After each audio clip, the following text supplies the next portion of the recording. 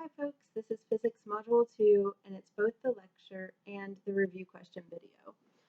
Because I feel like the lecture video would be about 14 seconds long for Module 2.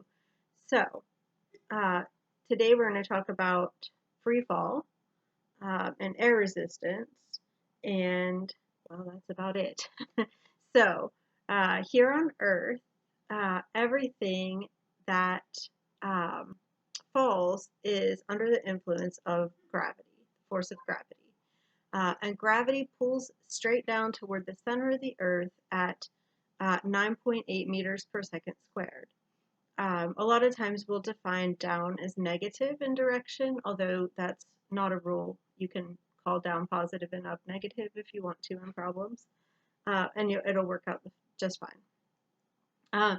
But when something is in free fall, it is falling solely under the influence of gravity and no other forces are acting on it. So what that means is that we're ignoring air resistance in all these problems. So when we're doing things in the lab, we want to try to mitigate the error from the fact that air resistance actually exists by using objects that are pretty aerodynamic, right? Things like golf balls that are heavy for their size and have a leading edge that's rounded and is able to push through the air well, right? We're not going to drop pieces of paper that are wildly affected by air resistance when we could drop a golf ball or a steel ball. Free fall. The only thing affecting an object that's falling is gravity. So air resistance is caused because everything that moves through the air has to shove air molecules out of the way, right? When I move my hand through the air, it shoves air molecules out of the way, and basically what happens is it heats those air molecules up. It increases their kinetic energy. The heat of each individual air molecule is determined by its kinetic energy. And when I speed each air molecule up, I heat them up, but it removes energy from my system, my hand moving, right? So as I drop my eraser and it falls, air resistance, as it pushes those air molecules out of the way, it heats them up, but that steals some of its kinetic energy. So, normally if it fell from here to here, all the kinetic energy, or all the potential energy the eraser had here, positional potential energy, would be converted to kinetic energy here. But all the energy that is kind of stolen by those air molecules getting pushed out of the way and heated up wouldn't be converted from potential to kinetic energy. So things that fall do fall a little bit slower than you would expect because of air resistance. So we're going to try to ignore that by choosing objects that experience low air resistance. In this module, you will see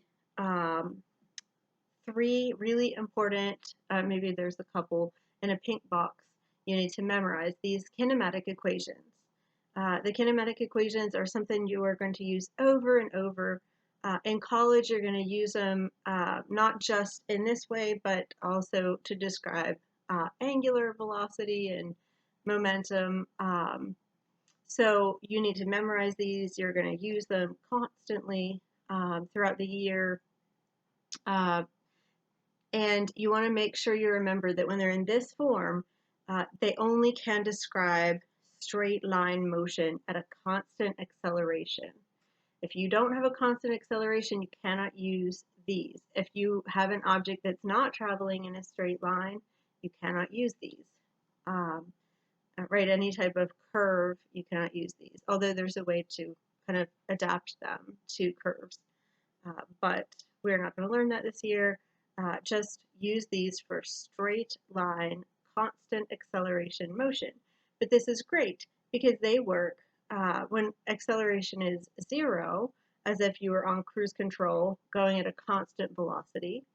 And they work when acceleration is constant due to gravity, right? When something's in free fall. Acceleration is constantly negative 9.8 meters per second squared. So we're going to look at the things that can change and affect air resistance a whole lot in the lab this module. And Also, we're going to look at not just when something starts at its highest point and falls, but also when you throw something up and then it comes back down. It's still, once it leaves your hand, it's still acting under the influence of only gravity, right? As soon as it leaves your hand, there's no other force acting upon it. So from the moment it leaves your hand all the way up and then all the way until it lands, the only force acting on it is gravity if we're ignoring air resistance. So we can look at what happens when an object is thrown up in the presence of gravity. So I dropped my eraser, of course, when I threw it. I'll just throw something else. So let's think about my tape roll here, right? When I throw it up, what happens to it, particularly its velocity, its position, delta x, and its acceleration, right? So here it goes, I'll throw it up, try to get where you can see my hand. And let's assume, right, like that it goes up, straight up, comes straight back down, and I don't move my hand, I catch it at the same place that I dropped it. So on that kind of flight where it goes up and back down and it lands exactly where I let go of it in the first place, it's falling solely under the influence of gravity. So what happens to its position? Well, it goes up, maybe that's 12 inches, let's say that's a foot, right? It comes back down.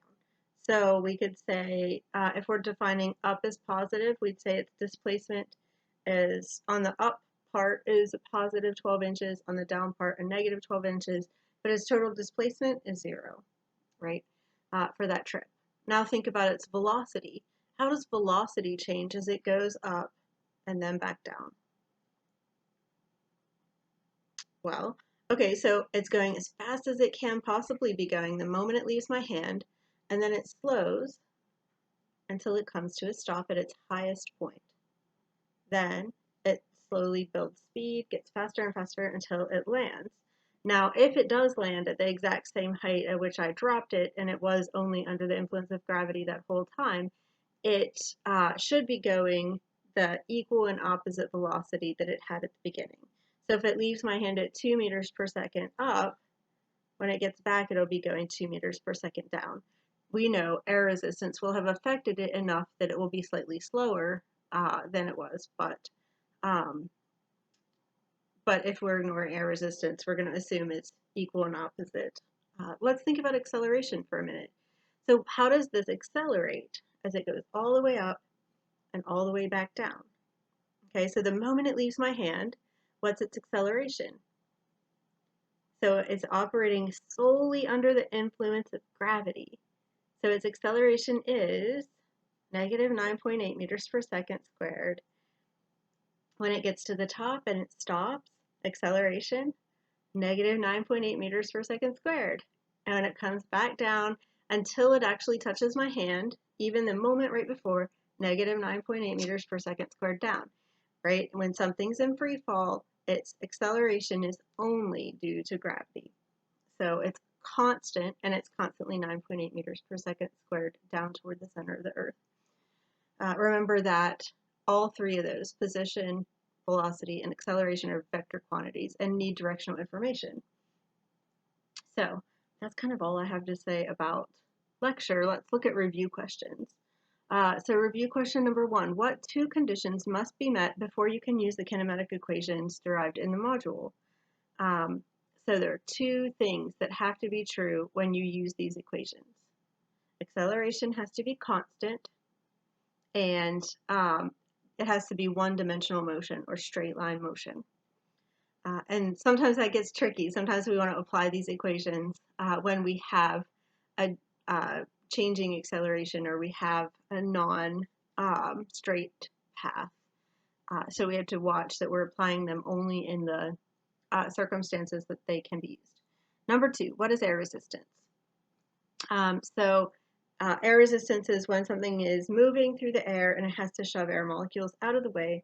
Some of its kinetic energy is kind of stolen by heating up the air molecules. So the air, we're not creating or destroying energy, right? We're just transferring it from the kinetic energy of the object to heating up the air molecules. So they end up getting pushed out of the way, and then they're hotter because they're moving faster, or their temperature goes up. So how does air resistance affect the acceleration of a falling object?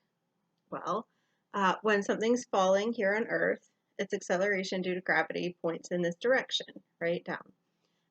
And air resistance is pointing equal and opposite of gravity. Well, not equal, but opposite of gravity. It's pointing up because as it pushes things out of the way, it gets, what's the word, opposes gravity. Although we do have a case where you could have air resistance and gravity cause something to reach its terminal velocity. Do we talk about that anywhere here? Yeah, so terminal velocity is just where something reaches actually a constant velocity after it's fallen for a while, because air resistance and gravity have become equal and opposite. Number 3, definition of free fall. Okay, so when something's free falling, it's only falling solely under the influence of the acceleration due to gravity. No other forces are acting on it. Number 4, a picky physicist says no object can experience free fall near the surface of the Earth. Why are they technically correct? Well, near the surface of the Earth, there's always air resistance, which opposes the acceleration due to gravity. Number 5, even though the physicist in question 4 is technically correct, why can we ignore air resistance in lots of the things that we do? Well, air resistance can be accounted as negligible or rounded out with sig figs for most objects, especially things that are aerodynamically shaped and heavy for their size. They push air molecules out of the way efficiently, and so air resistance is not a huge factor in slowing down their falling. Number 6, if an object is thrown up in the air, where is its velocity 0? So its velocity 0 right at the point where it turns around, right? So it goes up at its highest point, it stops. Velocity is 0 just for a moment, and then it falls. And when velocity is 0, what is acceleration?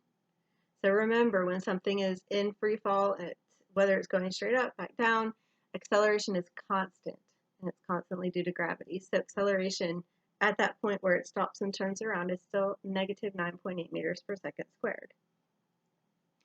7, on the moon, gravity is significantly weaker than on Earth. Would you expect acceleration due to gravity on the moon to be larger, smaller, or the same compared to acceleration due to gravity on Earth? Did it really ask that? Okay. So we could have maybe said mass is much smaller of the moon, so it's, well, I guess you don't learn that till Module 7. Well, if the gravity on the moon is weaker, its acceleration due to gravity has a magnitude that is smaller than on Earth. So the moon has a smaller acceleration due to gravity. And we'll look at how that kind of works on different planets in a few different questions. Number 8, a feather and a penny. They have this at the Smithsonian Air and Space Museum in DC. If you happen to go into like the children's hands-on exhibit, there is a glass tube that you can push the button and suck all the air out, and there's a feather and a penny. And then you can repeat the experiment without sucking the air out and see how the feather and penny fall in the presence of air and in the presence of no air or a vacuum, or mostly a vacuum. So a feather and a penny are put in a long glass tube and all the air is sucked out of the tube. While inside, will the feather fall faster than, slower than, or the same as the penny? So we know in the presence of air, the feather will be more affected by air resistance than the penny, right? Like if I find, let's see, well I could do, let's see, I'll ball up my tissue really small and I'll drop these two things. I'm guessing this one will have more air resistance. Let's see if I couldn't tell. We'll actually do in the lab a whole lot and look at things that experience more air resistance and how much slower they fall. But anyway, when you drop a feather and a penny, the feather floats slowly down and the penny just goes bam. Even though both are being affected by exactly the same gravity, because the feather experiences more air resistance. But if you suck all the air out and there's no air resistance, the feather and the penny both the same. They fall, like the feather falls like a rock. So it's actually really cool to see that with your own eyes. So you should definitely check that out when coronavirus is over and you go to the museum again. But you could probably watch a YouTube video of that now, which is nice. Number 9, a ball is thrown up in the air with an initial velocity of 1.2 meters per second. So he's giving you a positive velocity, and that means he's defining up as positive in the problem. If the ball is caught at exactly the same height from which it is thrown, what will its velocity be? So when it leaves your hand, goes up, comes back down, velocity at the same height should be equal but opposite. So if it's positive 1.2 meters per second up at the beginning, it'll be negative 1.2 meters per second at the end. Don't say negative and down, because that's like saying I ain't got no, right? The double negative actually means you have some, which is not the goal that you're trying to get. So if you say negative and then you say down, that's like saying up. Negative down is up. So don't do that. Just choose one. Either say negative or say down. And 10. Suppose you have two balls of equal mass. Although their masses are equal, they're made of different substances. As a result, the first is smaller than the second. Which ball has the highest terminal velocity?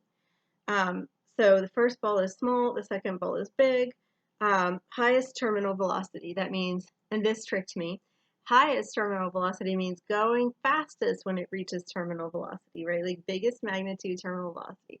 So the smaller one will have a higher terminal velocity than the big one because air resistance will affect the big one more, right? So it will reach a terminal velocity that's slower, whereas the little one will be going faster when it reaches terminal velocity.